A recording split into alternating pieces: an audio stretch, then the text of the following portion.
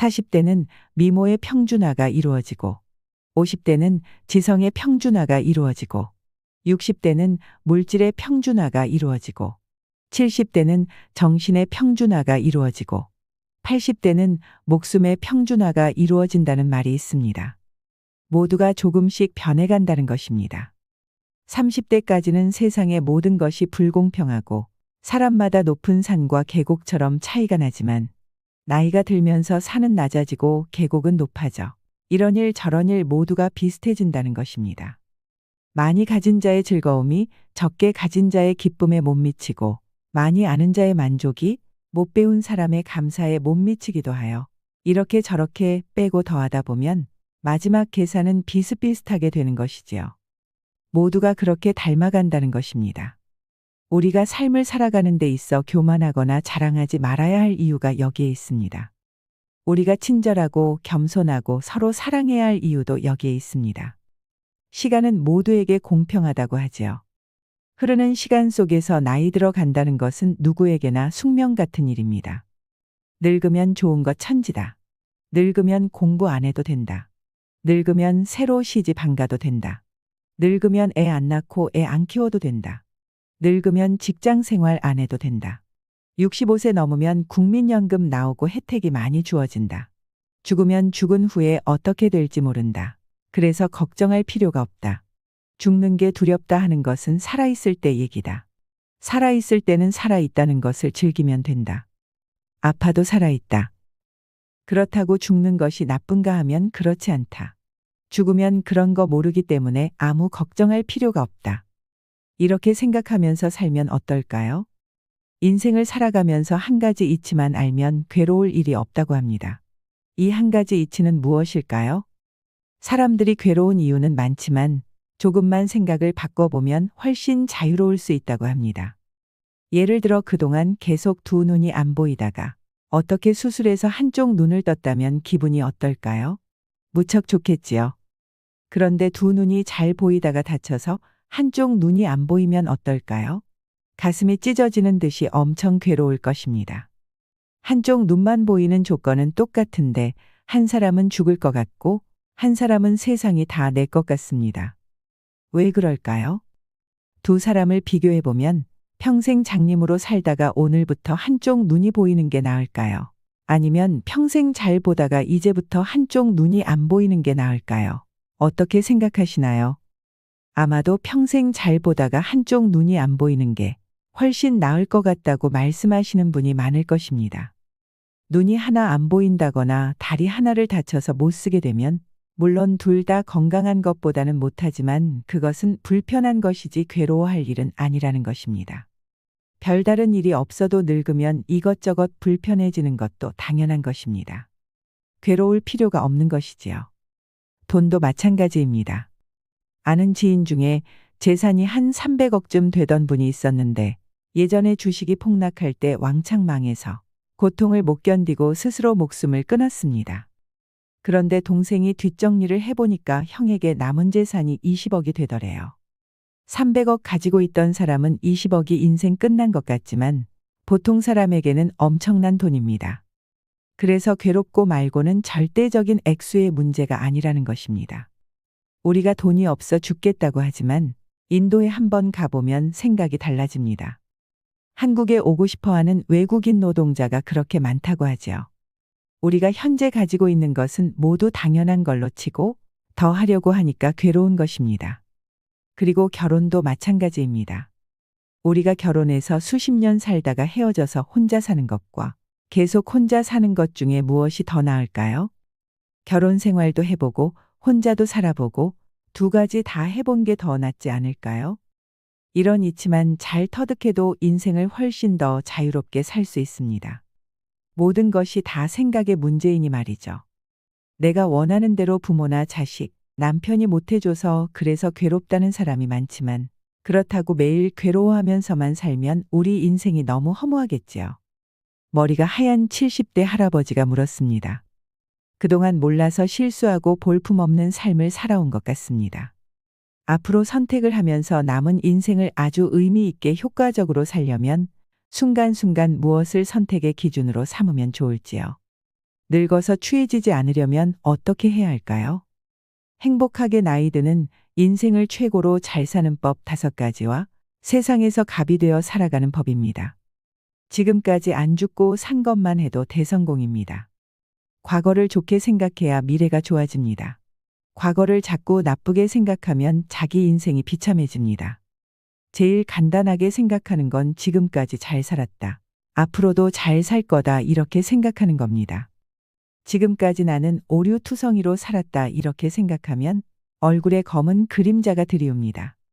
지금까지 내가 산 것은 대성공이다 이렇게 생각해야 입가에 미소가 돕니다. 생각을 긍정적으로 해야 합니다. 연세가 들면 젊은 사람과 차이점이 있습니다. 꼬마아이가 제잘제잘 말을 잘하면 말을 잘한다 하죠.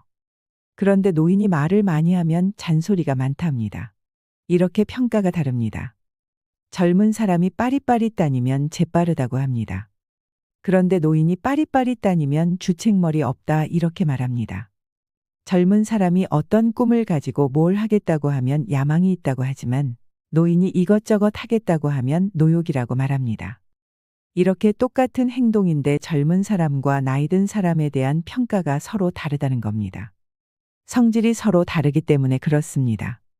그래서 지금 노인이면 노인에 맞게 살아줘야 한다는 겁니다. 그게 자연스럽기 때문입니다.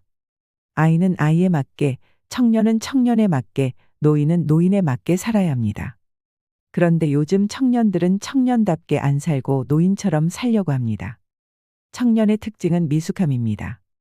미숙하다는 것은 실수를 한다는 겁니다.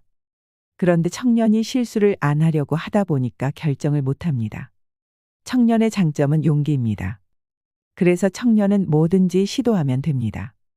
이런 경험이 쌓여나가면서 지혜가 형성되어 나가는 것이지요. 많은 시도를 하고 많은 경험을 하는 것이 청년입니다. 노인의 특징은 원숙함입니다. 많은 경험이 있기 때문에 실수가 적습니다. 대신에 선택을 할 때 쉽게 선택을 안 합니다. 인생지사 세옹지 말라고 좋은 게 꼭 좋은 게 아니고 나쁜 게 꼭 나쁜 게 아니더라 해서 젊은 사람들처럼 희노애락에 덜 물들고 결정을 합니다. 그래서 실수가 적습니다. 그런 면에서 머리가 하얀 것은 좋은 것입니다. 검게 물들일 필요가 없습니다. 옛날에도 도사들은 다 머리가 하얗습니다. 젊은 도사 보셨나요? 못 봤지요. 도사는 다 늙었습니다. 늙음의 특징에 맞게 살아야 합니다. 그런데 늙음의 특징에 맞지 않게 젊은 사람들처럼 빠릿빠릿하게 살려고 하니까 열등의식이 생기는 겁니다. 젊음을 부럽게 생각하고 늙음을 비참하게 만듭니다. 이것은 자기에게 주어진 상황을 부정적으로 바라보기 때문에 그렇습니다. 주어진 상황을 긍정적으로 볼 줄 알아야 합니다. 나이 든다는 것은 비참한 일이 아닙니다. 나이가 들면 첫째, 말이 좀 적어야 됩니다. 그런데 늙으면 말이 많을 수밖에 없습니다. 아는 것이 많기 때문에 그렇습니다. 젊은이들의 미숙함을 보면 자꾸 말을 하게 됩니다. 그런데 젊은이들은 그 미숙함이 젊음의 특징입니다. 자꾸 실수를 해가며 배워나가야 지혜가 느는 것이지 말로 가르쳐 준다고 배워지는 게 아닙니다. 그래서 가능하면 틀리는 것을 지켜봐 주는 게 좋습니다. 직접 경험해 봐야 알지 얘기해 준다고 아는 게 아니기 때문입니다. 미리 안다는 것은 쉬운 일이 아닙니다. 너무 욕심내면 안 됩니다. 젊은이들이 시행착오 하는 것을 봐줄 수 있는 힘이 있어야 합니다. 그런 의미에서 첫째로 입을 무겁게 하는 게 좋습니다. 둘째로 욕심을 좀 내려놔야 됩니다. 욕심 없는 사람은 없지만 젊은 사람이 욕심 갖는 건 좀 괜찮은데 나이 들어서 과하게 욕심을 내면 좀 추합니다. 젊을 때는 10가지 계획을 세우면 10가지 다 시도해보지만 나이 들어서는 10가지 계획이 있으면 1개만 실행하고 나머지 9개는 포기할 수도 있어야 합니다. 인생을 미리 포기하고 낙담하라는 것과는 성격이 좀 다릅니다. 조금 내려놓고 욕심을 버려야 합니다. 과로해서는 안 됩니다. 젊을 때는 과로해서 쓰러지면 링겔 한 번 맞으면 다시 일어나지는데 늙어서 과로해서 쓰러지면 팍팍 늙습니다. 비 한 번 오면 추워지는 가을 날씨 같습니다. 과식해서도 안 됩니다. 아무리 음식이 맛있어도 절대 과식하면 안 됩니다. 젊을 때는 과식해도 소화제 먹고 토하면 되는데 늙어서 과식하면 반드시 건강을 해칩니다. 과음도 안 됩니다. 젊을 때는 술 먹고 토해도 다음날 아침에 약 먹으면 괜찮은데 늙으면 절대 과음하면 안 됩니다. 술 먹는 것은 괜찮은데 딱 조절해서 드셔야 합니다. 셋째로 항상 모으는 것보다는 베풀어 주는 게 좋습니다. 1,000원을 내든 500원을 내든 무슨 모임이 있든 어디 가든 다만 10원짜리라도 하나 놓고 오는 연습을 하셔야 합니다. 종교적으로 얘기하면 손자를 위해서 내가 걸음을 주는 겁니다. 할아버지 할머니가 지은 복이 손자에게 간다는 말이 있습니다. 어떤 모임이든 어떤 행사든 뭘 하든 큰 돈 내라는 것이 아니라 자기 쓰는 용돈에서 1,000원이라도 남을 위해 써보세요. 친구와 밥 한 끼를 먹어도 매번 얻어먹기만 하는 것은 좋지 않습니다. 어떤 일이 있어서 도움을 받으면 그 마음을 표현하고 남에게 다시 베풀어주는 마음을 가져야 합니다. 이것이 나를 위해서도 자손을 위해서도 복짓는 행위가 됩니다. 나누면 세상이 아름다워 보입니다. 넷째로 유산을 상속할 때 자식에게 다 주면 안 됩니다. 사회로 환원을 하든 유산을 주든 항상 자기 용돈 쓸 것과 자기 잠잘 방 하나와 자기 음식 사 먹을 수 있는 정도는 남겨둬야 합니다. 아무리 자식이 부도가 나고 죽는다고 해도 마음 약해져서 다 퍼주면 안 됩니다. 어느 정도는 내 몫으로 남겨둬야 합니다. 왜냐하면 젊을 때는 돈이 없어서 길바닥에 나앉아도 다시 일어날 수 있는 힘이 있습니다. 그러나 늙어서 길바닥에 나앉으면 추해 보입니다. 절대 자식에게 상속을 다 해주면 안 됩니다. 한국 사람은 자식에 대한 집착 때문에 이게 잘 안 지켜집니다. 그래야 앞으로 자식과의 관계가 좋아집니다. 인간을 이해해야 합니다. 아무리 부모 자식 간이라도 돈이 조금 있어야 아파도 병문안도 오고 죽을 때 장례도 치러줍니다. 인간의 이런 심리를 이해해야 합니다. 내가 살기 위해서 내 먹을 건 내가 챙겨야 되고 조금은 갖고 있어야 합니다. 삶을 자식한테 의지하려고 하는 건 어리석은 생각입니다. 다섯째로 거동이 불편해서 몸져 눕기 전까지는 가능한 자식들과 같이 살지 않는 게 좋습니다. 아무리 같이 살자 해도 같이 안 사는 게 좋습니다. 이것이 행복하게 사는 길입니다. 몸을 끌고 가서 밥을 해 먹더라도 자식과는 따로 사는 게 좋습니다. 생태적으로도 그렇습니다. 어미가 새끼를 돌보는 건 모든 생명체가 다 그렇게 하죠. 그런데 자연 생태계에서는 어미가 병들었다고 새끼가 돌보는 경우는 없습니다. 인간 빼고는 없습니다. 이것은 생태적으로 원래 안 맞는 겁니다. 늙어서 죽는 건 내가 책임져야 합니다. 누가 도와주는 건 좋은 일이지만 누구한테 부탁할 일은 아닙니다. 노후에는 너무 물질적으로 잘해놓고 살려고 할 필요도 없습니다. 시골에서 농사 짓고 지내는 것도 참 좋습니다. 자꾸 다 가지고 살아가려고 하니까 노후 자금이 없다며 걱정하게 되는 겁니다. 그런데 걱정할 필요 없습니다. 한국의 복지제도 수준이 밥은 먹고 살 수 있게 되어 있습니다. 노후 보장 걱정하지 마세요. 밥만 먹고 살겠다 이렇게 마음을 비우면 아무 문제가 없습니다. 기본만 딱 간직하고 나머지는 봉사하면서 사는 게 좋습니다. 이렇게 툭 놓고 살면 길이 열립니다. 앞에 5가지만 잘 지키고 살면 자식과도 아무 문제가 없습니다. 세상을 살아가면서 을이 아닌 갑으로 살아갈 수 있는 방법이 있습니다. 저는 강의할 때 강사료를 안 받습니다. 강사료를 받으면 많이 줬다 적게 줬다를 갖고 따지게 됩니다. 돈을 많이 준 곳은 더 잘해줘야 한다는 생각이 들게 될 것이고 돈을 적게 준 곳은 가능하면 강의를 안 해주려고 하게 됩니다. 그런데 저는 돈을 안 받고 강의를 하기 때문에 많이 주든 적게 주든 전혀 신경을 안 쓰니까 내 시간이 되느냐 안 되느냐 그것만 고려할 수 있습니다. 누가 요청했는지 어디서 요청했는지 이건 거의 고려하지 않습니다. 이것이 바로 인생에서 내가 갑이 되는 이치입니다. 왜 이런 현상이 생길까요? 돈을 받고 무대 위에서 춤을 추는 사람은 춤이 목적일까요? 돈이 목적일까요? 돈이 목적이지요. 돈을 받기 위해서 춤을 파는 것입니다. 자기가 돈의 종속이 되는 겁니다.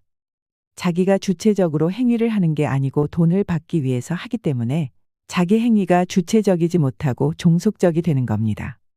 그런데 돈을 주고 춤을 추는 사람은 돈이 목적일까요? 춤이 목적입니다. 자기가 바로 춤을 실현하는 사람이 되는 것입니다.